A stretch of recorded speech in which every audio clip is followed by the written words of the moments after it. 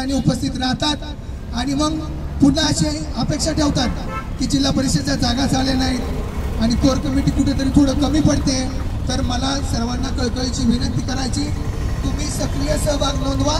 आम्ही 100%, 10% रिक्त, अपात्र आणि गैरहजर या जागा आल्याशिवाय माघार घेणार नाही आणि या जागा आल्याशिवाय सेकंड फेज पूर्ण होऊ देणार नाही। हीच मी शासन प्रशासनाला एक विनंती करतो, एक मागणी करतो की तुम्ही आम्हाला आमच्या हक्काच्या जागा द्या आणि आम्हाला न्याय द्या।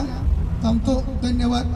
तुम्ही सर्वजण या ठिकाणी उपस्थित राहिला त्याबद्दल पुनश्च तुम्हा सर्वांचं मनापासून या ठिकाणी स्वागत करतो।